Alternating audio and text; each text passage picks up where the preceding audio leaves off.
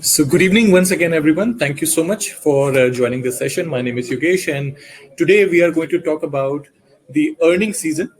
Um, it's been a while that we have talked about earnings, and there is a reason behind it because earnings come every 3 months, and this is where you see maximum movement happening in a lot of stocks and specifically US shares.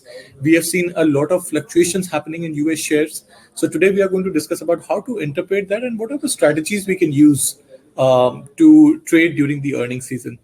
If you can hear me, if you can watch my presentation, if you can listen what I'm talking about, can you please send a yes or a okay? So it helps me identify that who can hear me, who cannot. If you can hear me properly, just send me a yes or a okay. It will be really helpful.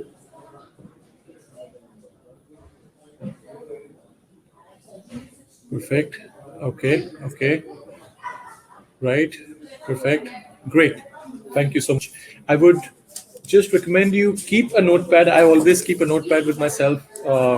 If I have to write anything, you can always take pictures of the slides or later on have a one-on-one session with me. I absolutely encourage that to have a one-on-one session after the session is over.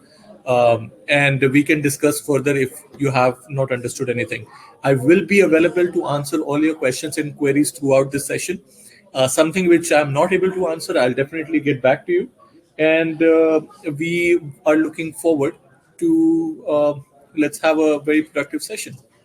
Now, before we begin, let's please understand we are going to discuss about a lot of strategies over here, how earnings work. We perhaps look at some of the charts and graphs, and all these strategies, everything is subjected to market changes and market risks. So we make a lot of strategies. We look at the current prices, we look at the historical prices, and we try to make sense out of it. Create a strategy and see that if we can actually capitalize on that and make some money. Now, given the market changes, things can go in a different direction. So please, whatever I'm here discussing, talk to your risk experts, talk to your financial consultants, check your risk first, and then get into this. So, this is not a recommendation. This is something which we have created, which we want to share, create awareness. If you want to do any trades, please talk to your relationship managers, your financial consultants, your experts, and only then do any of this. Now, coming up with the earnings season, what earnings are? This is a report card. So we invest into stocks. Stocks are companies, and companies have earnings. Now, because all of us, we give money, we invest money, not normally give money, we invest money into these companies. It's their obligation to disclose their report card every 3 months, and that is something which is needed because as an investor you would like to know that how the company is performing and what are their results. So every 3 months, and you can write it down, January, then April, July, October, and then again, as I said, January. So this is when the earnings come out. And when these earnings come out, we will discuss about what we normally see in those earnings and what's going on currently with the market and what's coming. So we are going to talk about which stocks are disclosing earnings today, and then there will be a lot of such stocks will be disclosing earnings tomorrow. Now, how to read the earnings report? I mean, obviously, as an experienced investor, you might have traded stocks a lot of time, but during earnings, there are few things which you might like to see and understand. What an earnings report is. So this is something which it's like a report card, and it comes up with the financial metrics of the company. Starting with, this is a sort of sample. This is how it looks like. This is a earning page from GE, and you can see that they are talking about financial resources, risk factors, financial statements, and what kind of businesses it is into. And to interpret that, how do you best read a company's report? So there are few of these matrices which you should look into. Out of this, I will also talk about the ones which are mostly looked at and the past instances, how it has worked out for a few of companies. Now, the financial statement in itself is very big. So we are looking at few of the things which might make a difference, which might make sense, and something which you need to look at. And that is income statement, total revenue, cost of sales, gross margin, operating expenses, net income, and earning per share. One further added point, which is also a quantification attribute, is something what you call as forward outlook, future guidance, something which you should definitely look into. That whatever the results have come today, what is for the next quarter, what kind of earnings they're expecting the next quarter. So this is something again which you should definitely look into, and the companies are very open about it. And those numbers which they give you, the present numbers and the future numbers, should definitely be matched with the Wall Street estimates. And once you match those with the Wall Street estimates, you get to realize whether the company is doing good, whether it fell short on expectation, or it outperformed, or it underperformed, right? Now, starting first, and please keep writing. If you have any questions, continue to write. I'll try to answer while I'm talking, or by the time I end this session, I'll definitely take questions. So please go ahead and continue to write. Income statement. Now, this is the most appropriate picture what you can get when we talk about income statement. We talk about revenues and profits. Now, it tells you how much money the company has made in a certain period. I'm trying to keep it very simple for anyone who is not very much into the finance or who has not traded before. When you're looking at an income statement, what income statement actually tells you is how much money company has made in a certain period. In a report, it is always the point when the current quarter's income is compared to the previous quarter. Now, this is something really important. When you measure your results, you measure your result. Now, earnings are first, whenever the earnings report comes out, it is matched with the estimate what Wall Street analysts have put. So today, if I am performing and I want to know whether I have performed well or not, I will compare this with Wall Street estimates as a company.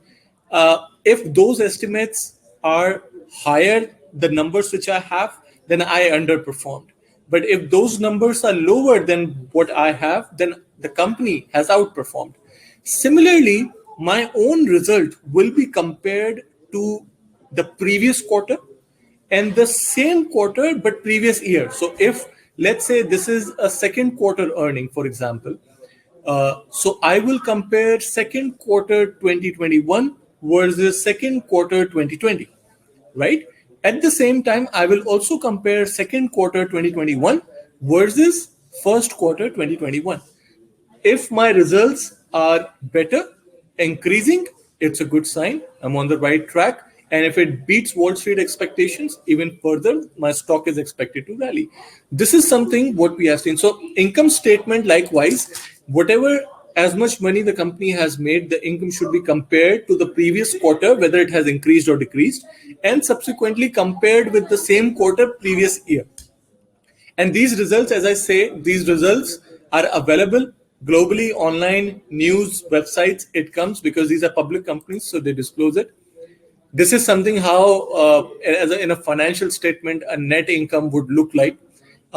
You add any foreign currency translation, unrealized gains, fair value of market debt securities, and then a comprehensive income number comes in. So if you see March 28, 2020, March 30, 2019, March 28, 2020, March 30, 2019. Now, similarly, another thing which you should definitely look at is total revenue. And what is total revenue? Whatever product you make and whatever it is market price, you sell it, you receive total revenue. Now, total revenue is how much company did in sales during that particular period. If you're looking at the quarter, then we are looking at the quarterly revenue. If you're looking at the entire year, we are looking at yearly revenue. But normally earnings would see at quarterly revenue. So you definitely have to check quarter. And then you have to compare that revenue first with the Wall Street estimates. Second, the same quarter, but year on year, previous year, how much it was, and then the same quarter, previous quarter, Q1 versus Q2, which kind of gives you an idea of how the company's growth is happening, whether the revenue has increased from the past quarter or what was the revenue same quarter but previous year, right? And then obviously you match it with the Wall Street estimates. It is not the best indicator of a company's success because it doesn't account for the cost of getting those sales, rent, logistics people. But please let me tell you, what this says is it may not be the best indicator of a company's success, but this is the second most watched thing when the earnings comes out.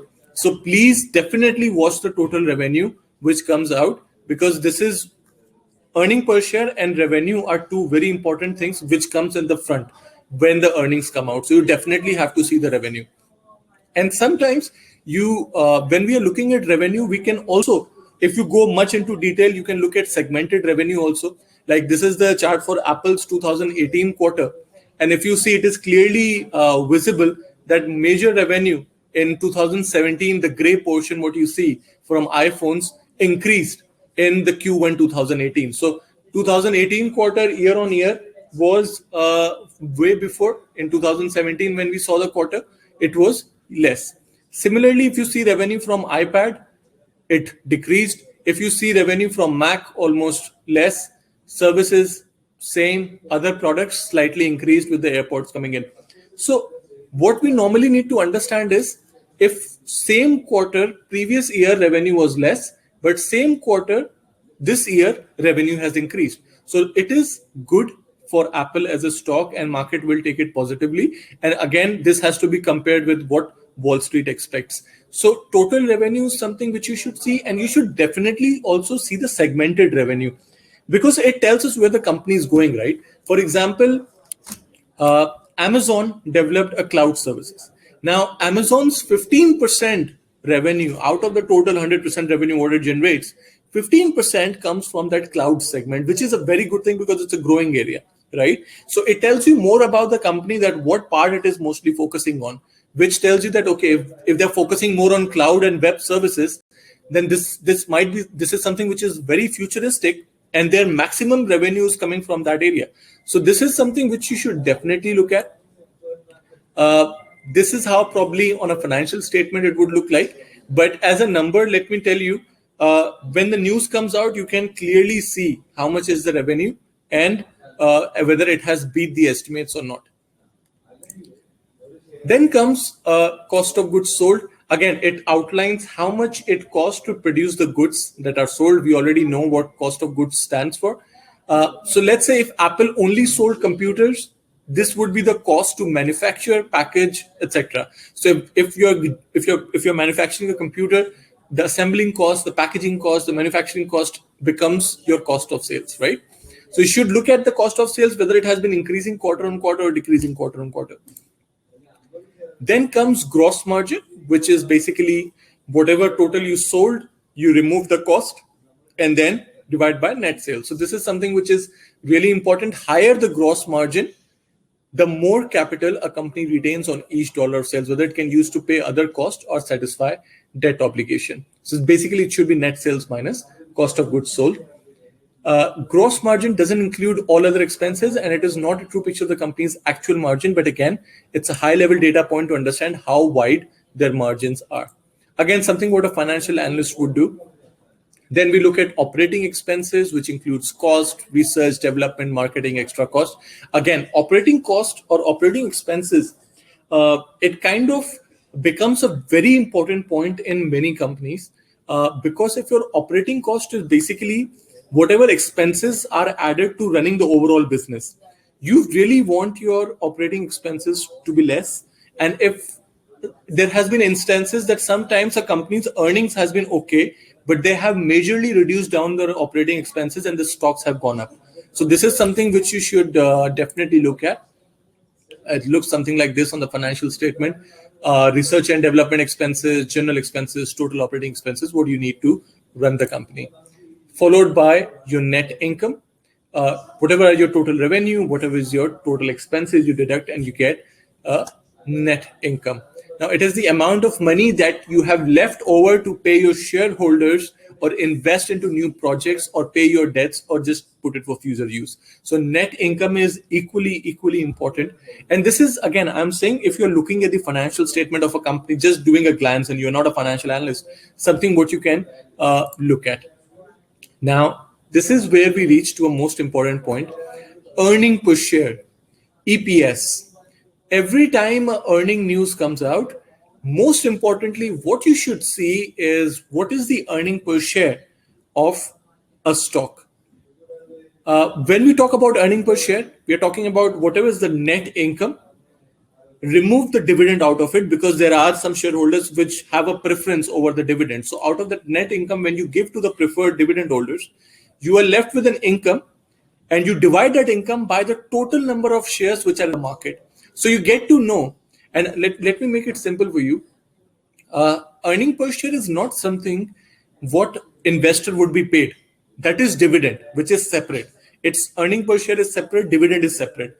Dividend is the amount which is actually distributed to the shareholders as a reward. Earning per share is the earning of the company. So it basically tells you, if I am an investor in Facebook and I have 1,000 shares probably, so earning per share would tell me that how efficiently a dollar of mine is utilized in that company, right? So if earning per share is increasing, that means the capital is being used efficiently and the earnings are increasing with the capital. This is something which is really important, because the first and foremost thing, it is called earning season. So earning season means we are talking about earning per share, right? So first thing a stock comes out with by the end of 3 months is its earning per share.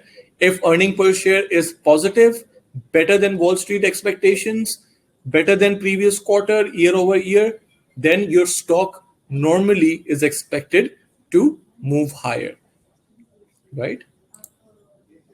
And then there is something called PE ratio. Now, PE ratio is not what you see during the earnings season, but this is something what you can definitely check about if you're deciding to whether a stock is overvalued or undervalued. To find out PE ratio, you divide the share price by the earning per share, and you will get your PE ratio. So just to understand that how much times the particular stock is priced over its earnings.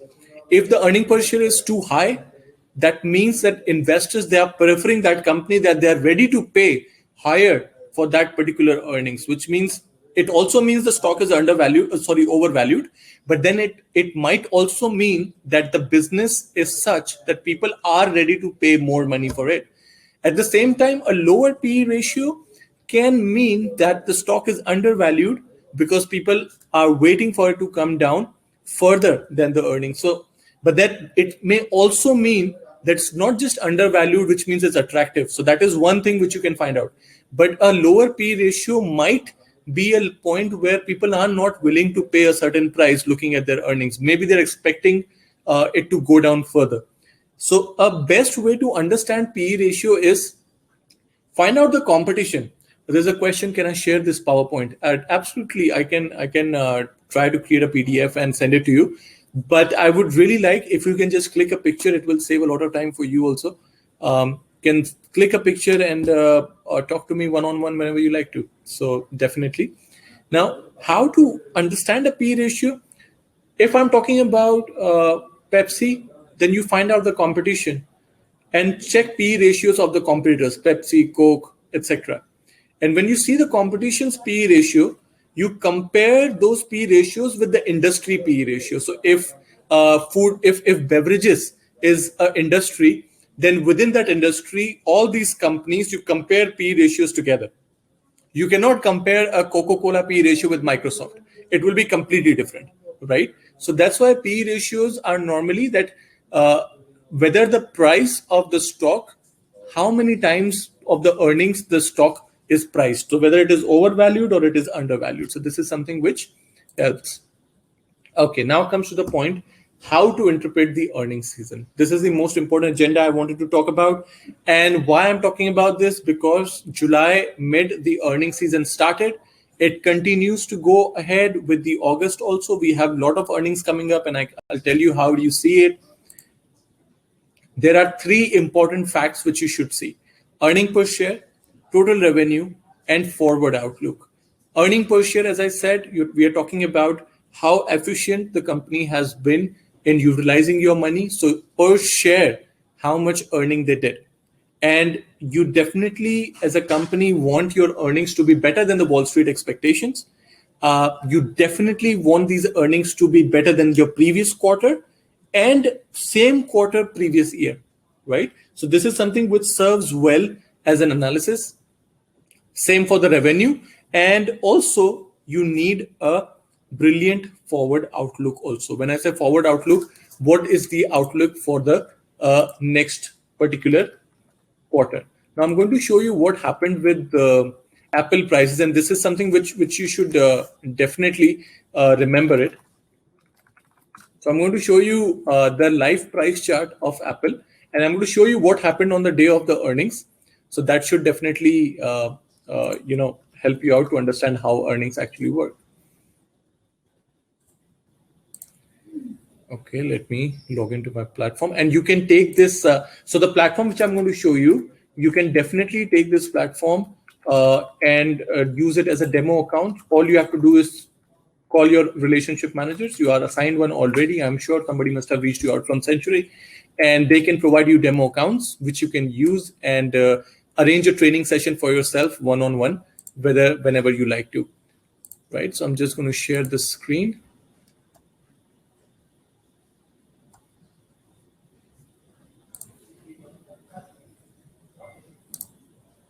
Right, perfect, right here. Many tabs open. Let me clean this out for you. So what you're looking at right now is a live trading platform. Okay, the prices which you are going to see are absolutely live, except the money. The money is not live, but yeah, basically what I need to show you is the price charts, which are pretty much visible in the demo. Okay, I have a question coming in here. We answer it very quickly. Why do we invest? Why do we need to invest into global markets? Uh, so there is a question: why do we need to invest into global markets? Uh, See, let's. Okay, it's a good question that why do we invest in global markets? Because a lot of people, they are not aware about how US market would work. They're more comfortable with the domestic market. But ask yourself this question: when you say that why should you invest into global markets? Uh, if you have in a credit card or a debit card in your wallet which says MasterCard or Visa, or if you travel in a Boeing plane, or if you have an Apple phone or a Samsung phone, or if you're using Microsoft Office or a Microsoft OS, if you're shopping in Walmart or taking a Pfizer vaccine, wearing Adidas, Skechers, driving a Toyota or a Ford or a Volkswagen, all these are global markets. Ask yourself what exactly domestic product you're using. If you are online ordering from Amazon, watching Netflix, doing meetings on Zoom or Microsoft Team, all these products, these are global markets. None of this is none of this is any domestic market. This is US market. So we are already spending our money, right? Best we can do is invest into these companies as well. So that's right. I mean, this is the best way I can explain you why you should invest into global markets, because we already are using their products. We talk about the largest tech company. You don't say Infosys or you don't say anything else. You talk about Amazon's and Microsoft. So yeah, question I think I missed, but how do we find out what are Wall Street expectations? A brilliant question here. Somebody just asked how we find out that what are the Wall Street expectations. So there is, first of all, from our side, we definitely send you a calendar. Let me first share this thing with you.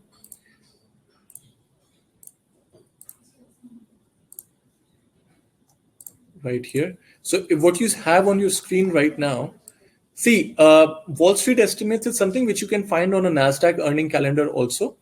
But if you are there and if you talk to your RM, he will send you a calendar which is related to the earnings. So this is right here. This is 4th August, which is today. Albert Malik Corp, the date when the earnings will come after market. So AFT MKT means after market. When the markets close, the earnings of this particular stock will come. So earnings come pre-market, which means before the market opens, and then after the market closes. So you cannot trade into the stock after the market close. And that's why the earnings come out after market, because if there is any fluctuation, volatility, it will happen after market, right? And the next day when market opens again, there will be volatility. But earnings will never come during the market hours. It will be pre-market or after market. So that's why it is mentioned after market for most of them. Sometimes it is pre-market. What next you see is estimate. Now this estimate is what you have to see. This is your earning per share estimate. So Wall Street expectation is 84 cents. If Albemarle comes with the better expectations, then it is something really good. With the hour calendar which we send you, you also have the Bloomberg's target price and their Bloomberg analyst recommendations. So this is something their yearly high, yearly low, last price it was traded at. Something really, really great, because not only you get to see which companies are coming up with the earnings, but you also get to see what is their target price and what is their analyst recommendation. It comes to your email by default. Now, if you go to NASDAQ earnings calendar, you will find the same estimates and their revenue expectations also. So it is something which is publicly available. All you have to do is search. Now, let me take you to the live platform which I was talking about. What I wanted to show you was what happened to Apple when the earnings comes out, or when the earnings came out 27th July. You're looking at the chart right now, and we are looking at a daily chart. And let's go a week before. 30th July, 29th July, this. So I wanted to focus here. Let me see if I can use my whiteboard and reduce the transparency right here. I hope everybody can see my screen. Please keep writing more and more questions. It's really amazing. Great. Now, if you look at it, 27th July is when the earnings came out. Let me increase the size of the text. This right here, somewhere here, this is the 27th July. So if you see this,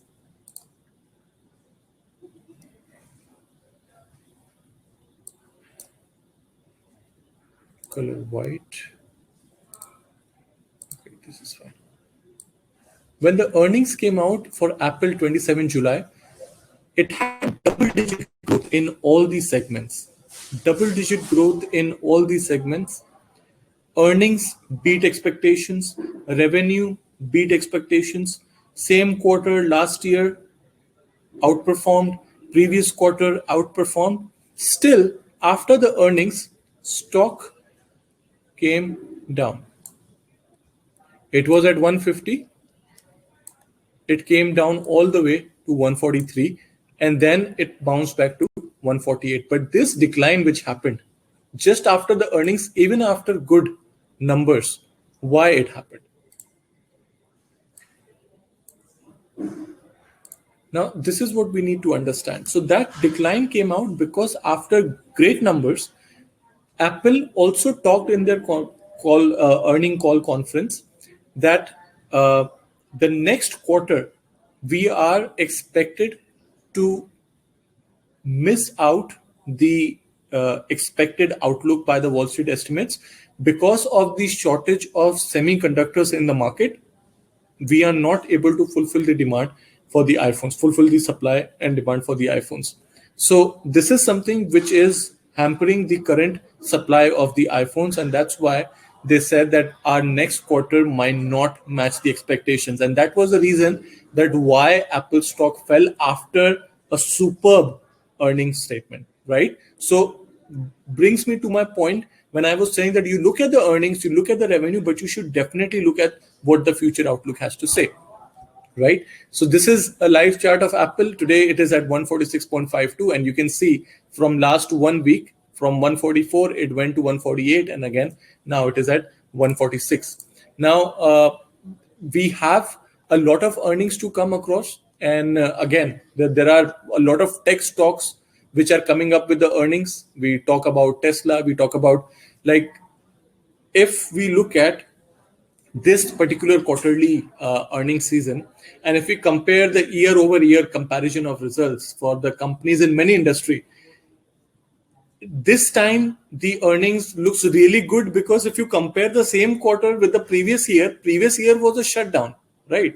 I mean, if you talk about Delta Airlines now, and if you compare Delta Airline earnings as compared to the same quarter previous year, uh, it will be 400% higher this year, because last year same quarter there was a shutdown, so they did not make any money. So the whole point is, when we are looking at the earnings, we have to be very reasonable. We have to see that whether the stock is overvalued, undervalued, and that's where your consultants come into picture. That's where your consultants are there, who can actually tell you and actually explain it to you that why we need to make sure that when earnings are coming, how we interpret it. So basically, when we are looking at tech stocks especially, or any other company for that matter which performed poorly, like automobile companies, if they performed a year poorly and if they come up with good earnings, we have to be very careful before we just go for a blind buy.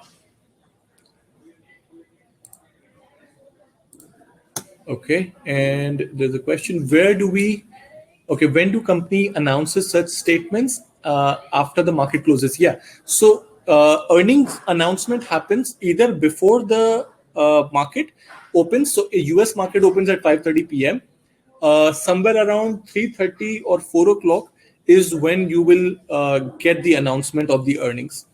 uh, all you have to do is, if you search, see which companies are going to come up with their earnings, okay, and you can get search the time, you can put alert on your trade room app, and it will definitely pop once the news comes out.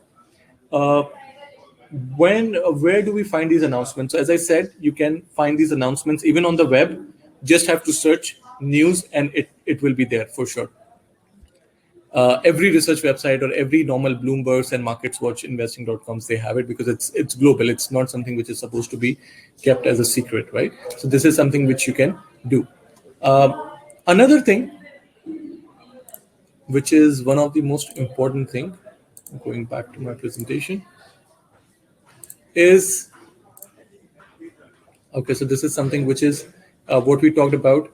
Uh, Ad agency MNC Saatchi saw its share price tank last year after it revealed past accounting errors, which meant it had a book a charge of 6.4 million euros. This is something which happened before, when we saw negative information and we saw the stock prices dropping around 50%. So this is the impact of earnings. Positive earnings could put prices higher. Negative earnings might put prices down. Now comes to most important thing again, how to use a price action analysis. Something what Century is doing at the moment. We are trying to find out historic performances of these companies, and trying to understand how we can trade using a historic price movement. This is called price action analysis. This is an actually earning based strategy, something really unique and something really nice, because normally what you do, you go to NASDAQ calendar, or you use the Century's earnings flyer, and you see what is the expectation out of the earning, and you take a trade. Now that trade, if earnings come good, you made money, but if earnings come bad, you lose money, right? Still speculative, but you did your research, you went for it. Another thing which you can do is use a price action flyer. Now, price action flyer, how does it work? This is something which we have come out recently, and I'll give you one example of this. I will share my screen. Please, if you want, these flyers will be sent to you. All you have to do is ask to your relationship managers, and they will send you this. Now, this was, yeah, right here. Okay, perfect.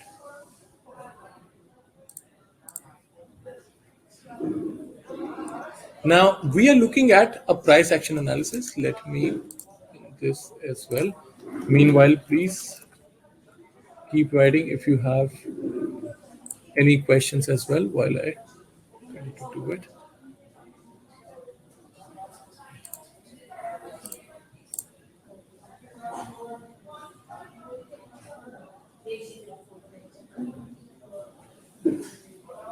Okay, this is one. And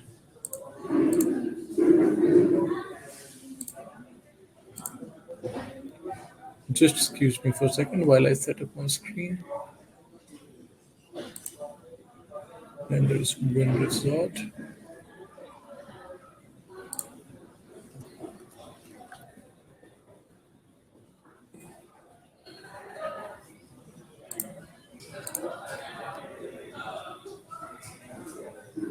Okay, great. Now we'll look at these. Fortunately, good part is I'm using a flyer which was prepared yesterday. Okay, and I think so. We are looking at Activision Blizzard, and we are looking at the earnings of the Activision Blizzard. Now, what we did, how do you use a price action analysis?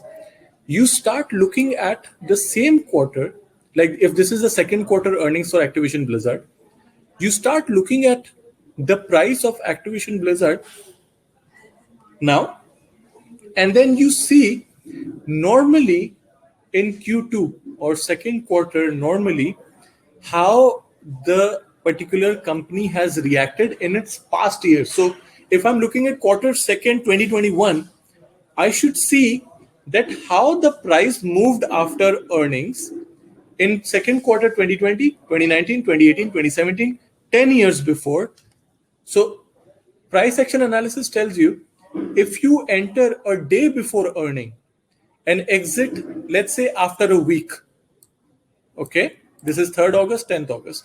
So if you exit after a week, how in the past, if you had in last 10 years, if you entered day before the earnings came out and exited after the week, how did your price would have moved? How it would have reacted? So it kind of gives you a probability of gain or probability of loss in price. So if you see Activision Blizzard, if you enter day before earning and you exit after a week, had you done this in the past 10 years for second quarter, your average result would be negative 2.9%. Probability of gain in price 30%. Maximum gain you could have achieved was 10.9. Maximum drop you could have achieved is 11, which means the maximum drawdown. When you see something like this, you can go for a short sell of stock. But let's see another section. Had you enter not on the day of earnings, but after a week when the earnings comes out and hold this stock for 20 days, if you have done the same thing in last 10 years, your average return for the month would be 5.5%, and the probability of gain in price is 80%, maximum gain around 20%, and maximum drop 4%, which means you do a price action analysis. And after you do a price action analysis, you see that if I had entered in this stock a day before earning and exited after a week, and had I done this in last 10 years for the same quarter, how the prices have reacted before. So what is my average return expectation and what is the probability of gain in price? At the same time, you compare scenario 2 where you don't enter during the earnings but a week after the earning, and then hold the stock for another 10-20 days and see that how this strategy must have performed in last 10 years and see the probability of gain in price, right? There's a question, what are the components of Wall Street estimates?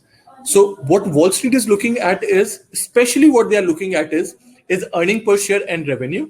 But when they go into detail, they also look at net income, right? They also look at operating expenses also, and segmented revenue as well. But the most important thing which you will be looking at will be earning per share and revenue, something which is really important, right? Now, let's see the same thing for win results. Look at win results. So win results, the earning is tomorrow, 5th August. So if you enter a day before earning, which is today, and exit tomorrow, the return is minus 1.4%. Probability of gain in price is 30. In both the cases, whether you enter today and hold it for another 1 month, you will see mostly negative returns. Now, in this case, you will not buy this particular stock because the probability of gain is 30%. So you can also go for a short sell, something which is available on these platforms, and you can always go for a short sell and make money when the stock prices come down. So price action analysis comes for each of these kind of companies, and you can definitely look at the price action analysis. This kind of tells you an entry and exit point, something which is really good, right?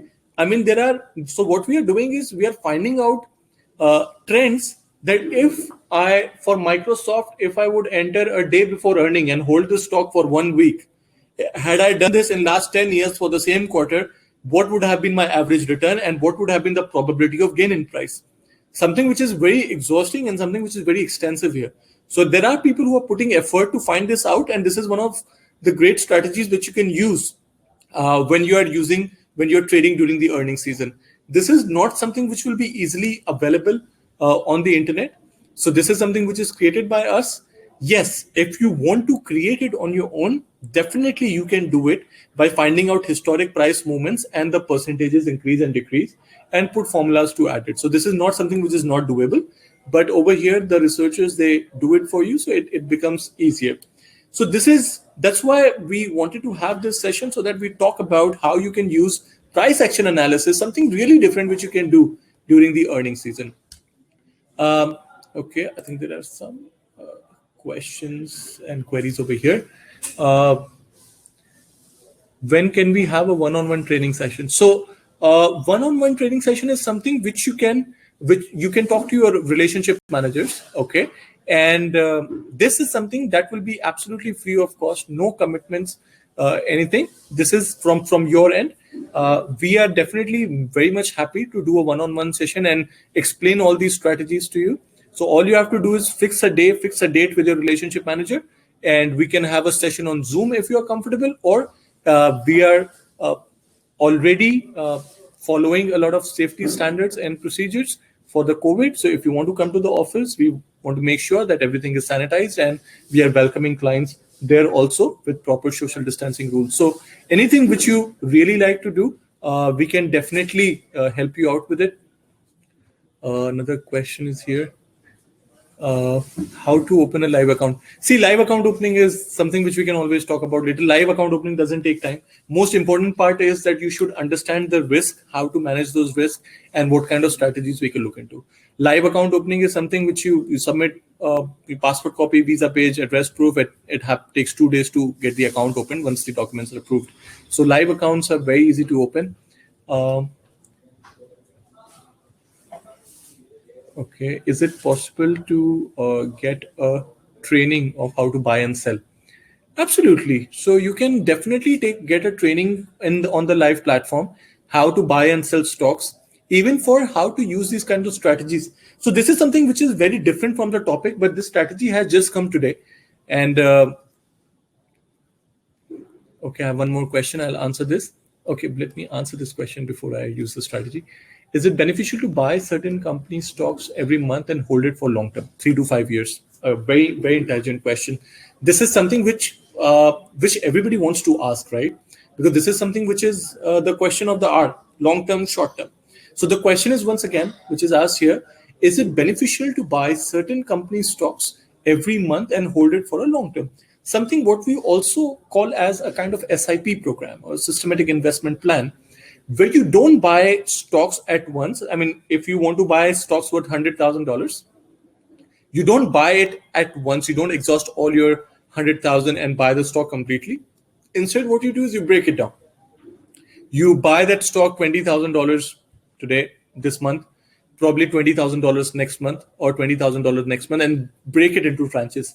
You can do that. You can create an SIP out of it. But please look at these stocks also. So something like a growth stock, like Tesla, for example, you can do that with growth stocks as well. But please make sure, be very careful that these are very volatile. Like, pick your stock right. That's all I'm saying. Like Amazon's, for example, they give correction. So tech stocks, they get corrected. So this is something which can work well for growth stocks. As far as value companies are there, so dividend companies, the stocks which move very less but give you fixed dividends, I would suggest you buy them and definitely keep it for at least 1 year, because they will finish their entire dividend cycle. So ExxonMobil, for example, is an oil company. It gives you 87 cents dividend every quarter. So if you hold the stock, if you buy the stock at January 1st and hold it till 1 year, you get at least $3.8 per share as a fixed income dividend, given the fact that ExxonMobil continues to declare dividends every quarter in the same amount. So far, ExxonMobil has the history to raise their dividends. Same thing, companies like Coca-Cola, for example. If you buy the stock, you hold it for a year, you get a dividend cycle, at least $1.8 per share throughout 4 quarters you receive as a dividend. So yes, I mean, with value stocks, I would suggest you buy it once and hold it for a longer term so you get your fixed income for the entire year. Capital appreciation, depreciation, of course, it is something which you have to figure out. But the stocks which give good dividends, they are not really that volatile. So that kind of compensates. Growth stocks. So why I'm more keen to use this strategy in growth stocks, because stocks like Tesla, for example, today is $700, right? Let me show you the live chart. I think this makes it's a brilliant question. So it should be, let me show you the live chart over here. Perfect. Now, if you see this, I'm switching to Tesla right now. Great. Now, I'm just looking at, okay, let's take a month-on-month chart for Tesla, because we talked about every month, right? So all these candles are a month. Now, if you look at month right now, or let's say previous month, this is July 2021. Tesla closed at 683, opened at 684, closed at 687 by the month. So not much movement. June 671, May 703, but closed at 625. So lower. April was high.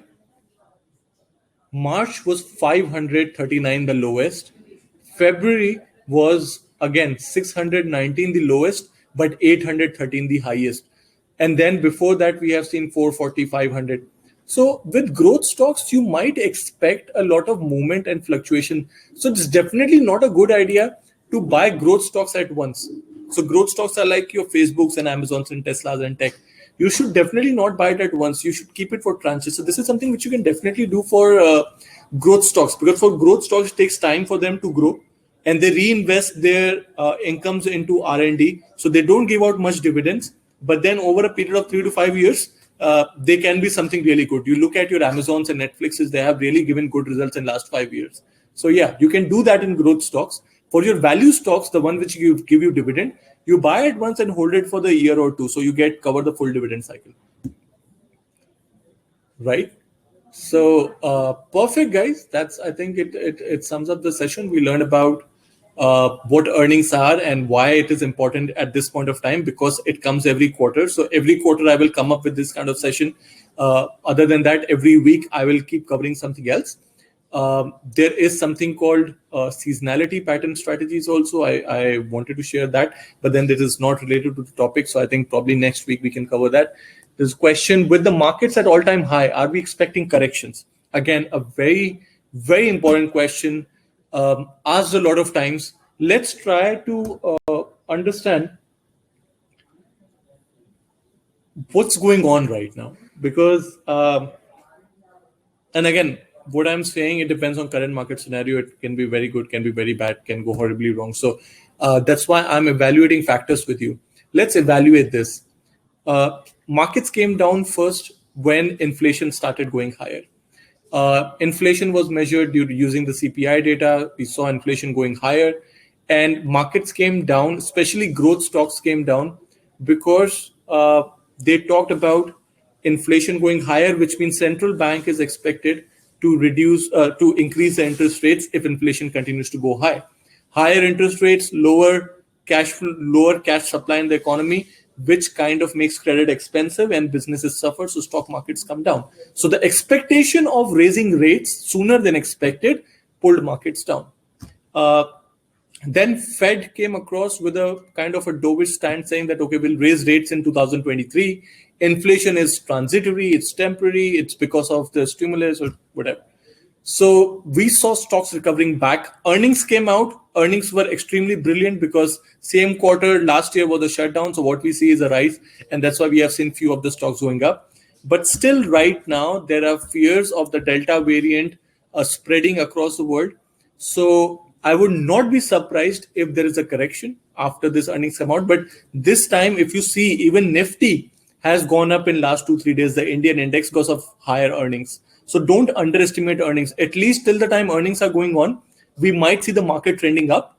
But then after that, of course, if the Delta variant continues to grow as it is, then possibility of a dip is expected. Plus, every Wednesday, not every Wednesday, but the central bank meetings are really important. What is their statement regarding interest rates? If they try to raise interest sooner than expected, then this is not a good news for the stock markets, might come down.